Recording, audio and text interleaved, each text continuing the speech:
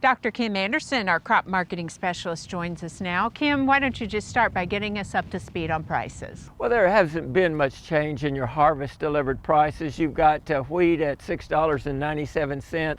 That's 12 cents under your July contract. Corn is at $5.76. That's 15 cents below the December corn contract. Sorghum at $6.56. That's 65 cents over that December corn contract. And soybeans at $13.02. That's 70 cents under that November soybean futures contract. So the prices are relatively good. They've been up a little bit over the last week, but basically flat over the last few weeks.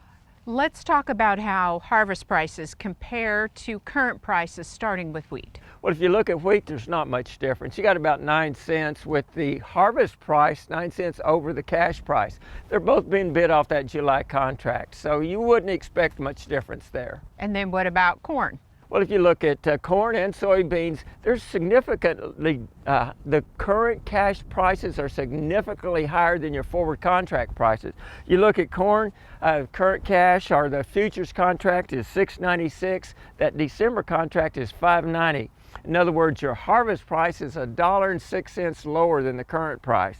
You look at soybeans, the July contract, $15.44, your November, $13.71, $1.73 difference. And that means that they look at stocks relatively tight now. They think things are going to loosen up as we get out to harvest. Also, the big chatter about these high prices, yes, they're high, but they're not as high as you get out to the harvest price. Now, significantly higher than they've been over the last few years, but harvest is not as good as current cash.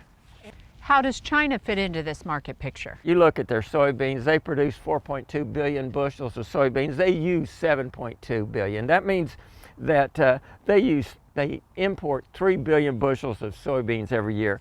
Now, if you look at corn and wheat with China, they were self-sufficient in corn and wheat a few years ago. Now, they produce 10.3 billion bushels of corn and use 11.4. That means they've got to import 1.1 billion bushels of corn. You look at wheat, they produce 4.9 billion bushels. They use 5.5. They got to import, 600 million bushels of wheat.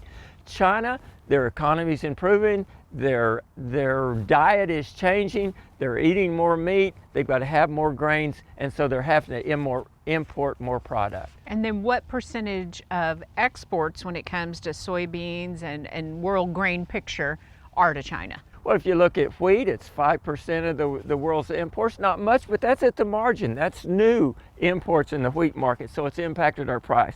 You look at corn, like I said, a couple of years ago, they didn't import any corn. Right now, they're importing about 13% of the world's corn that's exported.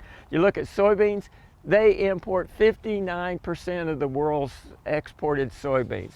So China is a big player in soybeans, a moderate player in corn, and a small player in wheat, but has a big impact on all three. Speaking of impact, how high could prices go? Oh, that's the $64,000 question. And most analysts are saying that prices could go on up, but if you look at the supply and demand situation and at what we're expected in production, prices are probably near their top. So could they go higher? Yes, we're in a weather market. Something happens with the weather and we lose corn or soybeans anywhere, prices are going to go higher. The same with wheat. But right now, given the current situation, they should stabilize, maybe even go down a little bit. And should producers take advantage of current prices? Well, that's a question that each producer has to individually answer. However, if I hadn't taken advantage of any of these prices, I believe I'd be taking some. Okay, Kim, thanks a lot. We will see you next week.